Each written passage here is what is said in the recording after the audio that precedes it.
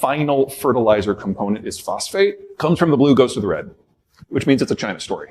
All right, you guys, who's in swine? Who does pork? African swine fever get you a little nervous sometimes? So the Chinese 3 years ago had the world's largest ever outbreak. And since then, since culling about 2/3 of the herd, they haven't had a single case. The way the lab testing works here is you take your sample, you send it to a lab. When they get the results, what do? They call you. Maybe they email you. That's not how it works in China. In China, once you have your test kit, you send in your sample, the sample results go to the CCP. And then the CCP tells you if you have a positive case or not. So no positive cases in 3 years. A low-level raging epidemic throughout the entire system. And considering the general breakdown in policy that we're seeing across China, I don't think it's going to be quite much longer. We can look indirectly to see how the Chinese are anticipating this. They've stopped exports of phosphate for the most part, because they know if they lose pork again, the only crop that they can control is rice, the only one that's culturally significant. And rice is the most phosphate-hungry crop that humans grow. So they've stopped exports for food security reasons. Makes sense. That was the world's largest supplier. And there isn't a backup plan for most places. It used to be in a pre-globalized world where we had to be a lot more self-sufficient, that in agriculture, fertilizer came from what was on hand. And so we co-located animal and plant agriculture in order to access the manure. But with globalization, we've all focused on specializing.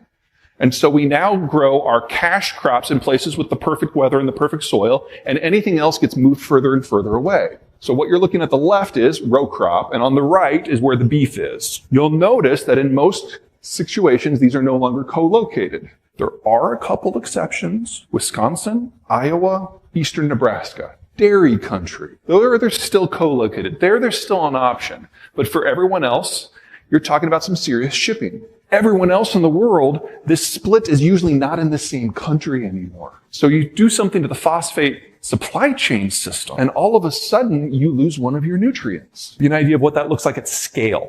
This is row crop in Africa in 1950, and anything that is in purple or blue, 40% or less of the land is under crop. And in a pre-industrial system, this is what you would expect. You only grow food on the good land.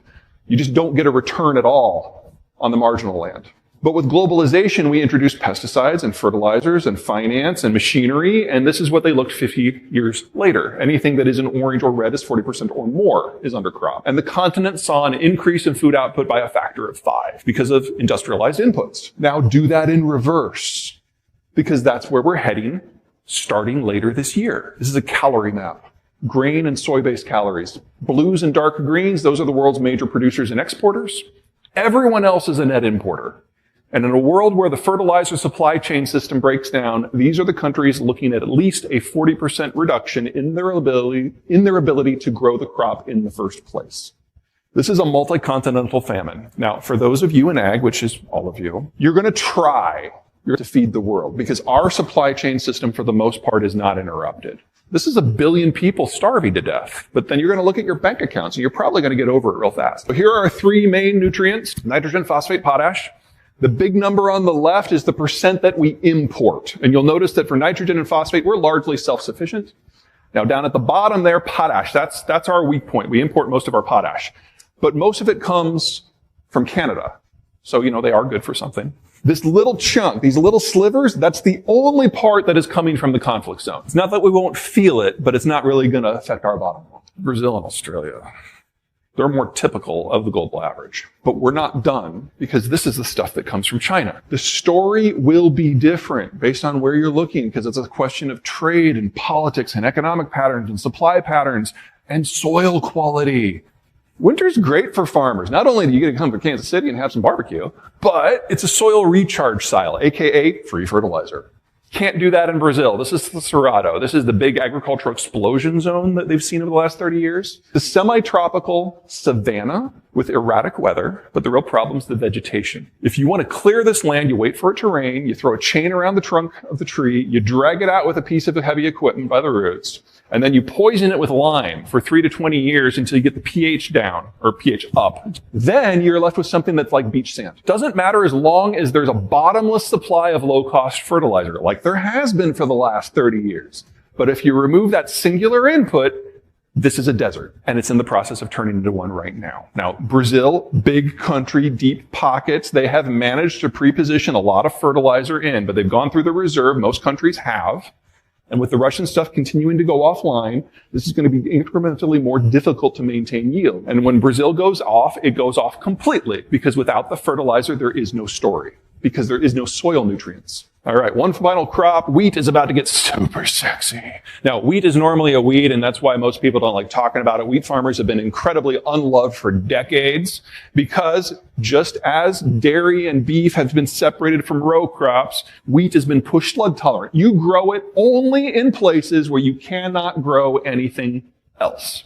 Even the Ukrainians are moving away from it because they have limited export options. And so the green here is row crop. The brown is wheat row crop specifically. And you'll notice it's not on the good land as a rule. Sorry, Kansas. But we can only grow it in those zones with industrial level inputs. Marginal land with industrial level inputs can grow wheat. Marginal land without those inputs cannot. And this pattern has happened the world over. About the only place that they still grow wheat on the good land, France, because, croissants, and India and Pakistan for food security issues. That's it. Everyone else, it's on the edges. You break down the industrial input system, most of the brown goes away. Now again, in the United States and North America, I am not concerned because we produce what we need locally for those inputs. But for everyone else, wheat is the product that is going to suffer the greatest production declines, which means that wheat is the product that is most likely to experience the greatest price increases, because it remains humanity's number one source of calorie. You can have wheat or you can die. All right, final slide. This is CPI, inflation in the United States and Canada, similar systems, heavily interlinked. You would expect the data to track. It does.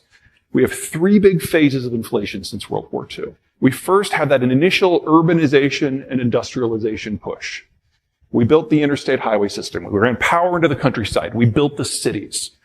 Industrial demand-driven inflation. Then the baby boomers came of age. They bought their homes, they raised their kid. Consumer demand-driven inflation. Now we've been living in this weird-ass period. The Soviet system collapsed, and that dumped an empire worth of raw materials on the world, keeping the commodity prices under control. The Chinese brought 1 billion workers to the global workforce, and that pushed down the cost of manufactured goods. And these trends lasted for 30 years. The disinflationary trends are turning inflationary, and the inflationary trends are back. The Chinese system is going away. We need to double the size of the industrial plant to make up for the loss of Germany and China.